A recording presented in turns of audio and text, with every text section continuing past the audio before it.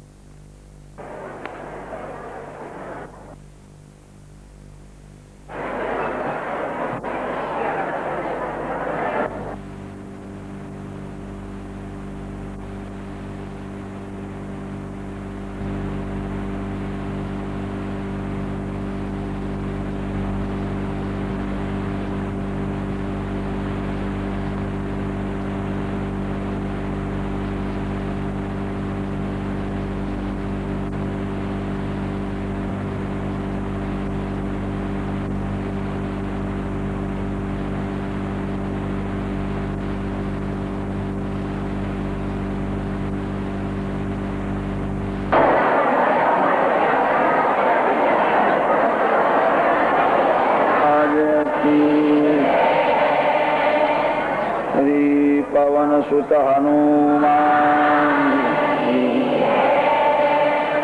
श्री गोवर्धननाथ,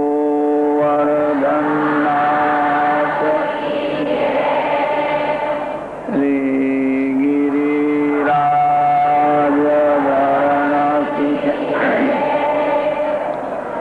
द्वारिकाधीश,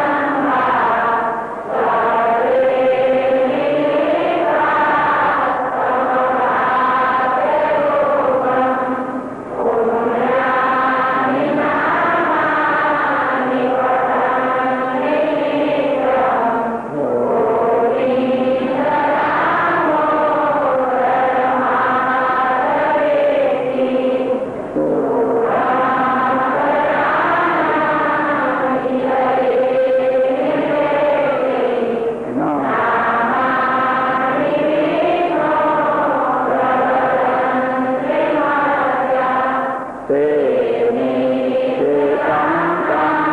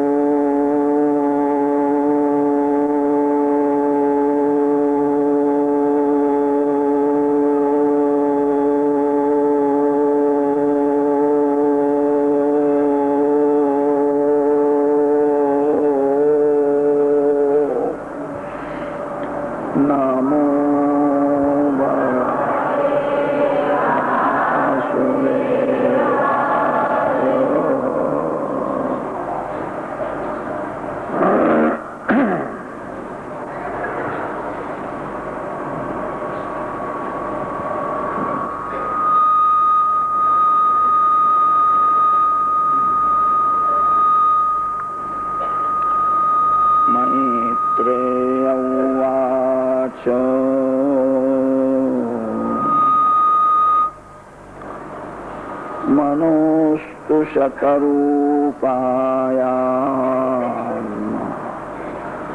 तिस्रः कन्याश्च जज्ञिरे आकूतिर्देवहूतिश्च प्रसूतिरिति विश्रुताः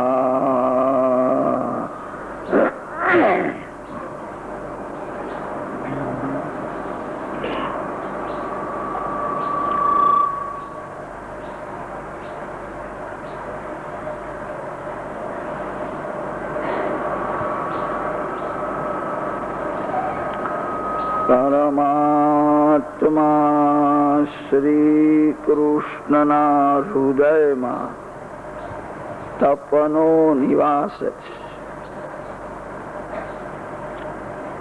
તપ એ જ ભગવાનનું હૃદય છે. જે તપ કરે છે એ જ પરમાત્માને પ્રસન્ન કરી શકે છે. તપ માનવ શરીરમાં જ થાય છે.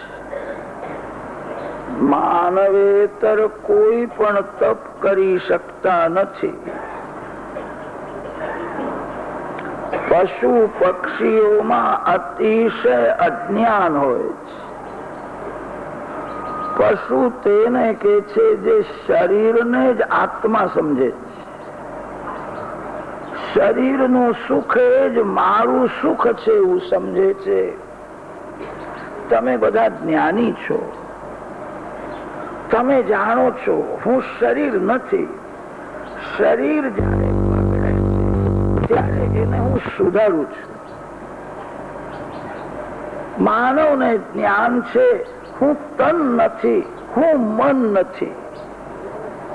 મન જયારે પાપ કરે છે ત્યારે મનને સમજાવીને હું પાપ કરતા અટકાવું છું. મન માનવ જ્ઞાન પ્રધાન છે. પશુ પક્ષીઓમાં અતિશય અજ્ઞાન હોય છે. અતિ અજ્ઞાન હોવાથી પશુનો સ્વભાવ સુધરતો નથી. જન્મથી મરે ત્યાં સુધી પશુનો સ્વભાવ એક સરખો જ રહે છે. માનવનો સ્વભાવ સુધરે છે. માનવ પાપ છોડી શકે છે. માનવ સાવધાન રહે તો સર્વકાળ ભક્તિ પણ કરી શકે છે. તપશ્ચર્યા માનવ શરીરમાં જ થાય. રોજ થોડું પણ તપ કરો. દુઃખ સહન કરીને ભગવાનની ભક્તિ કરે એને તપ કે છે. ભગવાન તમને અતિશય સંપત્તિ આપે છતાં અતિ સુખ ભોગવશો નહીં. વિવેકથી થોડું દુઃખ સહન કરો. માનવ એવું સમજે છે આ બધું મેં કમાવ્યું છે, આ ધન મારું છે, હું વધારે સુખ કેમ ન ભોગવું. જે અતિ સુખ ભોગવે છે એનું તન મન બે બગડી જાય. જે અતિ સુખ ભોગવે છે એના પુણ્યનો નાશ થાય. થોડું દુઃખ સહન કરો. તમને જે મળ્યું છે એ બધું તમારા માટે મળ્યું નથી. તમારા ઘરમાં જે છે એના ઉપર કોનું નામ લખ્યું છે તમે જાણતા નથી. ભગવાન એકને વધારે સંપત્તિ આપે છે અને ત્યારે ભગવાન એવી ઈચ્છા રાખે છે મારા બીજા બાળકોને આ સુખી કરશે. બીજાને સુખી કરવા માટે ભગવાન વધારે સંપત્તિ આપે છે. તમારા ઘરમાં જે છે તે બધું તમારું નથી. તમારા થાળીમાં જે આવે ને એટલું જ તમારું છે. અને થાળીમાં આવે એ પણ તમારું નથી. જે તમારા પેટમાં જાય છે એટલું જ તમારું છે. એક સંત કહેતા હતા અને પેટમાં જાય એ પણ તારું નથી. ખાધા પછી તને જે પચે છે એટલું જ તારું છે. ન પચે તો સમજવું બીજાના ભાગનું હું ખાઈ ગયો અને તેથી પચ્યું નહીં. જે પચે છે એટલું જ તમારું છે. વિવેકથી દુઃખ સહન કરો, તમારું કલ્યાણ થશે. દુઃખ સહન કરવાથી મનની શુદ્ધિ થાય છે. સોનાની શુદ્ધિ અગ્નિમાં થાય છે. અગ્નિમાં સુવર્ણને જયારે તપાવે છે ત્યારે સોનું શુદ્ધ થાય છે. મન દુઃખ સહન કરે, ભક્તિ કરે તો મન શુદ્ધ થાય છે. થોડું દુઃખ સહન કરો. દુઃખ સહન કરીને ભગવાનની ભક્તિ કરે એને તપ કે સુખ વધારે ભોગવશો નહીં. સુખ એટલું જ ભોગવજો જે સુખમાં તમને ભગવાન યાદ આવે. ભગવાન ભૂલાય અને માનવ સુખ ભોગવે તો તન મન બે બગડે. આ શરીરથી ભગવાનની ભક્તિ થાય છે અને તેથી આ શરીરને વિવેકથી થોડું સુખ આપવાનું છે. જીવન ભોગ માટે નથી, જીવન ભગવાનના માટે છે. જીવન ભક્તિ કરવા માટે છે. આ શરીરથી ભગવાનની ભક્તિ થાય. રોજ થોડું પણ તપ કરવાની જરૂર છે. તપ શબ્દને ઉલટો કરો તો પત થાય છે. જે તપ કરતો નથી એનું પતન છે. જે માનવ તપ કરતો નથી એ બીજા જન્મમાં પશુ થાય છે. પશુ શરીરમાં એને તપ કરવું જ પડે છે. પશુને કોઈ ગાદીમાં બેસાડતા નથી. પશુને કોઈ સારું અન્ન ખવડાવતા નથી. પશુ શરીરમાં ફરજિયાત તપશ્ચર્યા કરવી જ પડે છે. ઠંડી સહન કરવી પડે, ગરમી સહન કરવી પડે છે. જે તપ કરતો નથી એનું પતન થાય. થોડો વિચાર કરો. પરમાત્મા શ્રી રામ તપ કરે છે. રામદેવ નથી, રામદેવોના દેવ પરમાત્મા છે. પ્રભુએ તપશ્ચર્યા કરી છે. અયોધ્યાનું વૈભવ છોડીને ભગવાન શ્રી રામ અરણ્યમાં તપ કરે છે. ઉઘાડા પગે ચાલે છે. પગમાં જોડા પહેર્યા નથી. રામચરણ અતિ કોમલ છે. સીતારામ વનમાં ફરે છે. વનમાં તપશ્ચર્યા કરે છે. એકલા રામ તપ કરતા નથી, સીતાજી સાથે છે.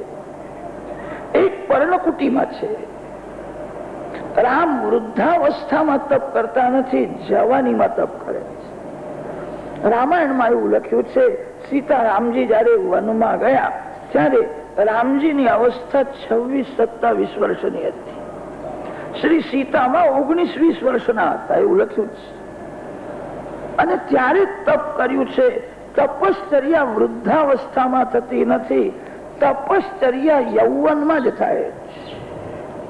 વૃદ્ધાવસ્થામાં તો શરીર દુર્બળ થઈ જશે. વૃદ્ધાવસ્થામાં શરીર રોગનું ઘર બને છે. વૃદ્ધાવસ્થામાં તપ નહીં થાય, જવાનીમાં જ તપ થાય. ભગવાન શ્રી કૃષ્ણ ઉઘાડા પગે ગાયોના પાછળ ફર્યા છે. તપ કર્યું છે. વૃંદાવનમાં ગાયોની સેવા કરી છે. યશોદા મૈયા બાલકૃષ્ણને પ્રેમથી સમજાવે, બેટા તું ગાયોની સેવા કરે છે સારું છે, ઉઘાડા પગે ચાલે છે તે મને ગમતું નથી. મારો કનૈયો અતિ કોમળ છે, જોડા પહેરવા જોઈએ. કનૈયો ઉઘાડા પગે ચાલે છે, માને ગમતું નથી. માં બાલકૃષ્ણને સમજાવે છે, બેટા જંગલમાં કાંટા હોય છે, કંકર હોય છે. મારો કનૈયો અતિ કોમળ છે, તેના પગમાં તારા પગમાં કાંટો વાગી જાય તો જોડા પહેરે છે.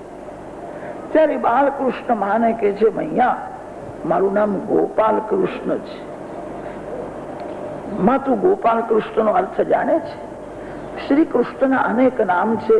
યશોદા માના ગોદમાં જે રમે એને બાલકૃષ્ણ કે છે. કુંજ વિહારી શ્રી કૃષ્ણ છે. રાધા રમણ શ્રી કૃષ્ણ છે. ગિરિરાજ ધરણ શ્રી કૃષ્ણ છે. મથુરાનાથ શ્રી કૃષ્ણ છે. દ્વારકાધીશ શ્રી કૃષ્ણ છે. પાર્થ સારથી શ્રી કૃષ્ણ છે. એક વૈષ્ણવે ભગવાનને પૂછ્યું હતું, આ બધા નામમાં તમારું કયું નામ તમને વધારે ગમે છે? પ્રભુએ કહ્યું, મારું નામ જે ગોપાલ કૃષ્ણ છે ને એ મને બહુ ગમે. હું ગોપાલ કૃષ્ણ છું. મૈયા ગોપાલ નો અર્થ તું જાણે છે? યશોદામાં બહુ જ ઓછું ભણેલા. તો યશોદાજીએ કહ્યું કે બેટા ગોપાલ નો અર્થ તો હું જાણતી નથી. બધા ગોપાલ ગોપાલ બોલે એટલે હું પણ ગોપાલ બોલું છું. હું કઈ સમજતી નથી. બેટા ગોપાલનો શું અર્થ છે? શ્રી કૃષ્ણ સમજાવે છે, માં ગાયોની જે સેવા કરે, ગાયોનો જે નોકર એને ગોપાલ કહે છે. માં હું ગાયોનો નોકર છું.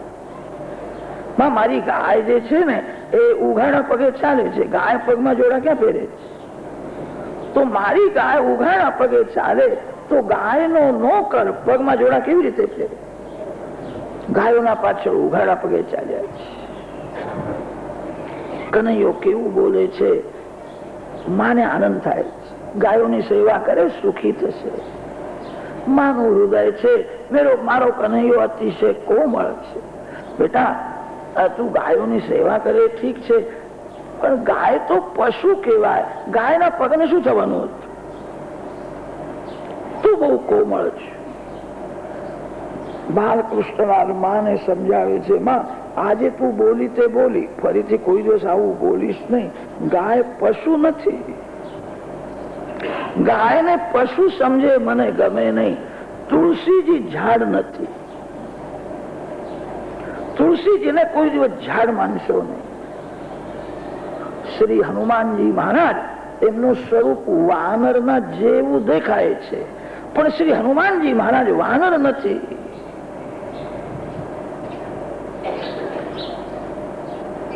ગાય પશુ નથી. ગાય માતાના અનંત ઉપકાર છે. ગાય ખાય છે ઘાસ અને દૂધ આપે છે. આપણા સનાતન ધર્મમાં કોઈ પણ કામ કરવું હોય તો ગાય વિના થતું જ નથી. તમે કોઈ સત્કર્મ કરો, દેહની શુદ્ધિ કરવી પડશે. દેહની શુદ્ધિ ગૌમૂત્રથી જ થાય. ગૌમૂત્ર વિના દેહની શુદ્ધિ થતી જ નથી. ગૌમૂત્રમાં ગંગાજીનો નિવાસ છે. ભૂમિની શુદ્ધિ ગાયના છાણથી થાય છે. જે ઘરમાં ગાયના છાણનું લીપણ થતું નથી એ ઘર શુદ્ધ નથી. ઘરમાં થોડું પણ ગાયના છાણનું લીપણ કરવું જોઈએ. આજકાલના લોકોને પથરા જ બહુ હાલા લાગે છે. બધી જગ્યામાં પથરા જ બેહાડે. એમનું હૈયું પણ હવે પથરા જેવું જ થઈ ગયું છે. હૃદય કોમળ રહ્યું નથી. ભૂમિની શુદ્ધિ ગાયના છાણથી, દેહની શુદ્ધિ ગૌમૂત્રથી થાય છે.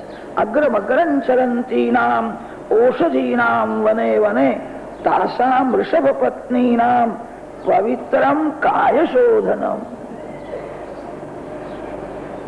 ગાય માતાની પ્રત્યેક વસ્તુ બહુ ઉપયોગી છે. ગાય માં છે, ગાય પશુ નથી.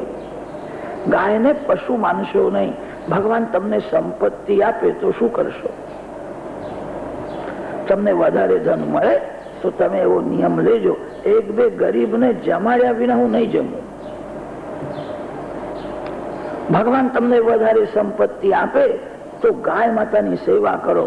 ગાયમાં બધા દેવોનો નિવાસ છે. જે ગાય માતાને રાજી કરે એને બધા દેવો આશીર્વાદ આપે. ગાયના ગૌમૂત્રમાં ગંગાજી રહેલા છે. ગાયના એક એક અંગમાં દેવોનો નિવાસ છે. ભારતમાં ગાય માતા દુઃખી છે ત્યાં સુધી ભારત દેશ સુખી નહીં થાય. ભારત દેશ ધર્મ પ્રધાન દેશ છે. ભારત દેશ ઋષિ મુનિઓનો દેશ છે. તમારો જન્મ કોઈ ઋષિના વંશમાં થયો છે. ઋષિઓને, વેદોને, ગાય માતાને, દેવોને ભૂલશો નહીં. ગાયોની સેવા કરો. આજકાલના શ્રીમાન લોકોને ગાય માતાની સેવા કરતા શરમ આવે છે. એમને કૂતરાની સેવા કરતા જરાય શરમ આવતી નથી. કૂતરાને બહુ પંપાળે, બહુ સેવા કરે. ફરવા જાય ત્યારે સાથે લઈને જાય. કેટલાક તો એવા થયા છે મોટરમાં પણ કૂતરાને બેહાડીને સાથે લઈ જાય. આપણાથી વધારે તો કહેવાય નહીં, એટલું કહી શકાય કે બીજા જન્મમાં કૂતરા થવાની તૈયારી કરી રહ્યા છે. કૂતરાને મારવું નહીં. કૂતરો આંગણે આવે એને ટુકડો આપવો જોઈએ. કૂતરા સાથે વધારે પ્રેમ કરવો નહીં. ભાગવતમાં કથા આવે છે, ભરતજી હરણ સાથે બહુ પ્રેમ કરતા હતા અને તેથી ભરતજીને બીજો જન્મ હરણનો મળ્યો. સેવા ગાયની થાય. શ્રી કૃષ્ણ ગોપાલ છે. ગાયોની સેવા કરવા માટે જ હું આવ્યો છું. માં મારી તું ચિંતા કરીશ નહીં. માં પૂર્વ જન્મમાં મેં બધું કર્યું પણ મેં ગાયોની સેવા કરી નહીં અને તેથી ગાયોની સેવા કરવા માટે અહીંયા આવ્યો છું. પૂર્વ જન્મમાં મેં ગાયોની સેવા નહીં કરી. યશોદામાં બહુ ભોળા છે. યશોદામાં બાલકૃષ્ણને પૂછે છે, કનૈયા તને પૂર્વજન્મ યાદ આવે છે? તું પૂર્વજન્મમાં કોણ હતો? નાનાએ કહ્યું, માં બધું યાદ આવતું નથી પણ આંખ બંધ કરીને થોડો થોડો યાદ આવી જાય છે કે માં પૂર્વજન્મમાં હું મોટો રાજા હતો. મારો રાજમહેલ બહુ મોટો હતો. પૂર્વજન્મમાં મેં બધું કર્યું પણ ગાયોની સેવા કરી નહીં. રામચંદ્રજીએ બધું કર્યું છે. રાક્ષસોને માર્યા છે, અનેક યજ્ઞો કર્યા છે. રામ રાજ્યમાં પ્રજા બહુ સુખી થઈ છે. રામચંદ્રજીએ બધું કર્યું પણ ગાયોની સેવા કરી શક્યા નહીં. ગાયોની પૂજા કરતા હતા. રામ રાજાધિરાજ છે અને તે રાજાધિરાજ હોવાથી ઘરમાં નોકરો બહુ હતા. કોઈ રામજીને ગાયોની સેવા કરવા દે નહીં. નોકરો હાથ જોડે આપે, આપ તમે અહીંથી જાઓ, હવે સેવા તમારાથી થાય નહીં, તમે રાજાધિરાજ છો.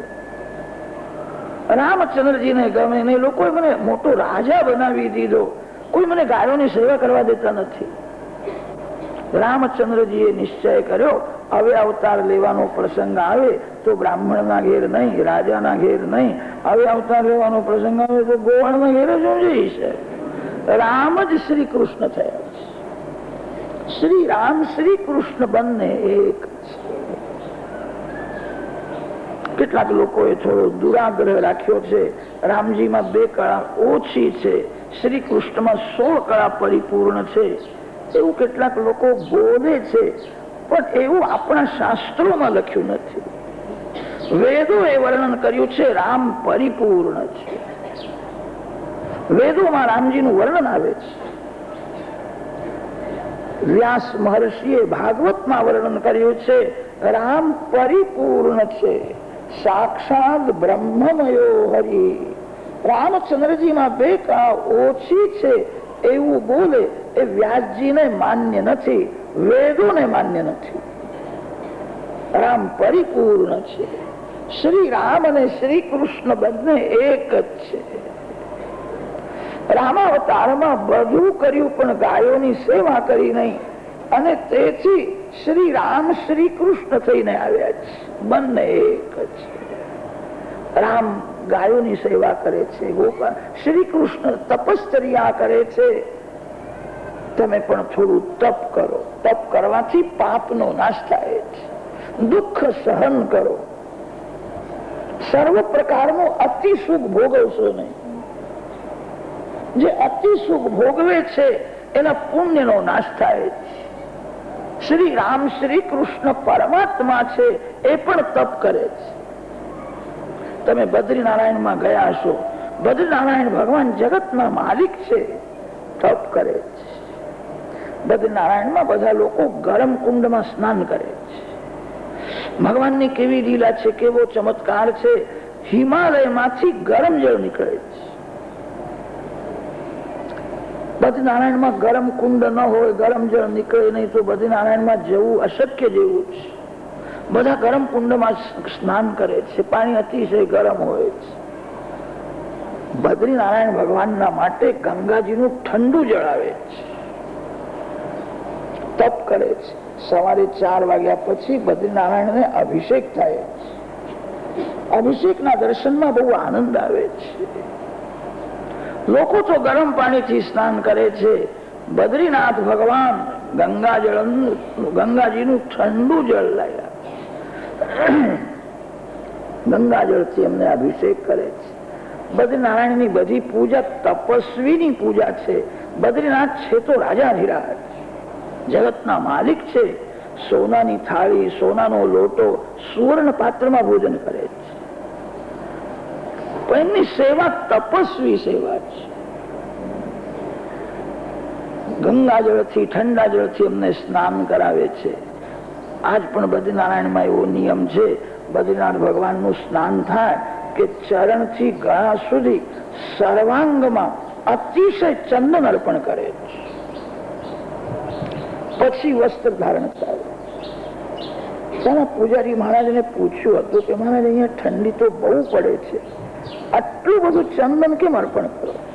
ભગવાન તો કોમળ છે. પૂજારી મહારાજે જવાબ બહુ સુંદર આપ્યો કે ભગવાન તપશ્ચર્યા બહુ કરે છે, આખો દિવસ તપ કરવાથી એમના શ્રીઅંગમાં ગરમી વધી જાય. ભગવાન શંકરને હિમાલયમાં ગરમી લાગે છે, બદ્રીનાથ ભગવાનને હિમાલયમાં ગરમી લાગે છે, એ તપ કરે છે. પરમાત્મા પણ તપ કરે છે. તમે બધા તપ કરો, તમારું કલ્યાણ થશે, તમારા પાપનો નાશ થશે. તપ કરવાથી તમારું મન શુદ્ધ થશે. દુઃખ સહન કરો.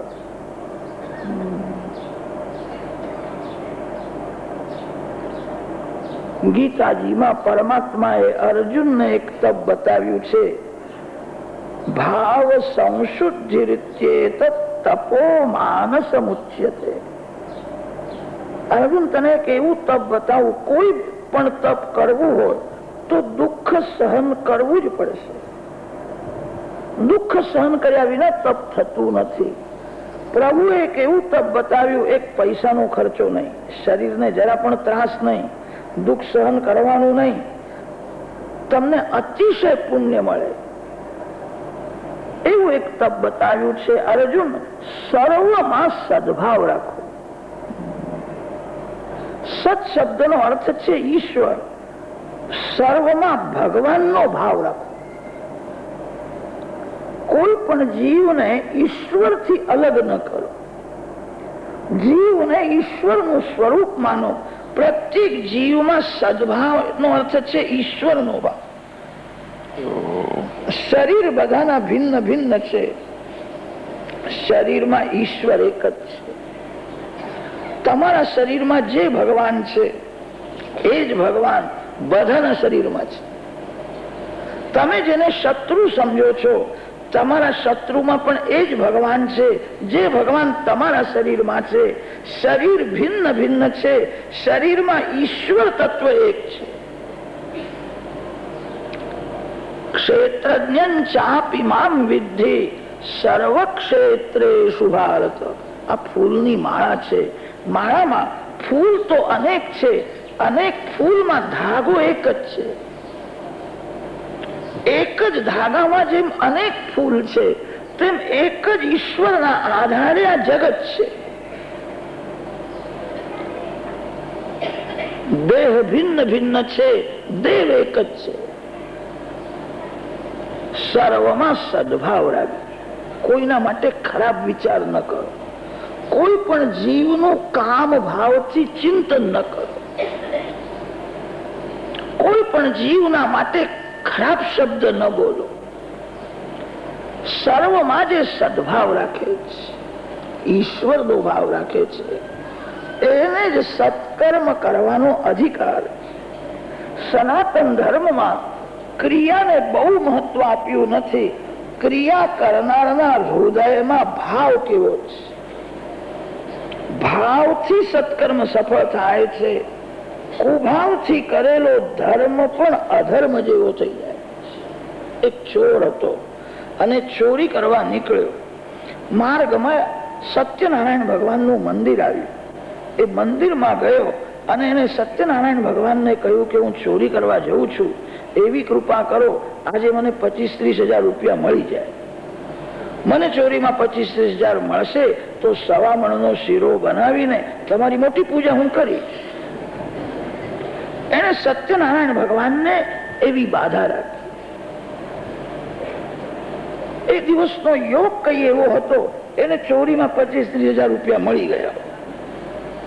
પછી તો એને અનેક બ્રાહ્મણોને બોલાવ્યા, અનેક સાધુઓને બોલાવ્યા, સત્યનારાયણની મોટી પૂજા કરી, સવામણનો શીરો બનાવ્યો. ચોર એવી રીતે સત્યનારાયણની પૂજા કરે એ ધર્મ કે અધર્મ? સત્યનારાયણની પૂજા તો ધર્મ છે. ચોર પૂજા કરે છે એનો સત્યમાં સ્નેહ નથી, એને નારાયણમાં પ્રીતિ નથી. એનો પ્રેમ પૈસામાં છે, એનો પ્રેમ ચોરીમાં છે. ચોર સત્યનારાયણની પૂજા કરે એ સત્યનારાયણ ભગવાનને પ્રસન્ન કરવા માટે કરતો નથી. મારી ચોરી જાહેર ન થાય, એની ચોરી જાહેર ન થાય તો મહિના 2 મહિના પછી ફરીથી એ બાધા રાખીને ચોરી કરવા જશે. સત્યનારાયણની પૂજા ધર્મ છે, પણ કુભાવથી કરવામાં આવે તો ધર્મ અધર્મ જેવો થઈ જાય છે. ધર્મમાં ક્રિયા ગૌણ છે, ભાવ મુખ્ય છે. ભગવાન તમારા હૃદયનો ભાવ જુએ છે. કેટલાક લોકો ભગવાનની સેવા પૂજા કર્યા પછી ભગવાનને હાથ જોડીને પ્રાર્થના કરે છે, હે ભગવાન કૃપા કરો, મારા છોકરાઓ સુખી થાય એવી કૃપા કરો, મારા બાળકો સુખી થાય એવી કોઈ પ્રાર્થના કરે એ ખોટું નથી. કેટલાક તો ભગવાનને એવું પણ કે છે, મારા છોકરાઓ સુખી થાય પણ મારો જે શત્રુ છે ને એનું સત્યાનાશ થાય એવું કરો તો આવું, મારો શત્રુ છે. એ ખોટું છે. તમારો કોઈ શત્રુ નથી. તમારો શત્રુ બહાર નથી, તમારો શત્રુ તમારા મનમાં છે. બહારના એક શત્રુને મારશો તો બીજા 10 ઉભા થશે. અંદરના શત્રુને મારો. શત્રુ મનમાં છે. મનમાં જે કામ છે એ જ શત્રુ છે. મનમાં જે અભિમાન છે એ જ શત્રુ છે. અંદર જે અજ્ઞાન છે એ જ શત્રુ છે. અજ્ઞાનના લીધે જીવ દુઃખી થાય છે. સમજણમાં બહુ સુખ છે, અજ્ઞાનમાં અતિ દુઃખ છે. અંદર જે કામ છે એ જ દુઃખ આપે છે. અંદરના શત્રુને મારે એને વીર કે છે. શત્રુ બહાર ક્યાં છે? ભાગવતની કથા સાંભળો છો, આજથી એવો નિશ્ચય કરો, આ જગતમાં મારો કોઈ શત્રુ નથી અને હું કોઈનો શત્રુ નથી. કોઈએ મારું બગાડ્યું નથી, કોઈએ મારું નુકસાન કર્યું નથી, કોઈએ મને દુઃખ આપ્યું નથી. મારા દુઃખનું કારણ મારું પાપ છે. મેં પાપ કર્યું તેથી દુઃખી છું. પાપનું ફળ દુઃખ છે અને પુણ્યનું ફળ સુખ છે. કોઈ કોઈને સુખ આપતો નથી, દુઃખ આપતો નથી. જીવ કરેલા કર્મનું ફળ ભોગવે છે. મારા પાપના લીધે હું દુઃખી છું. મારો કોઈ શત્રુ નથી. મનથી એવો નિશ્ચય કરો.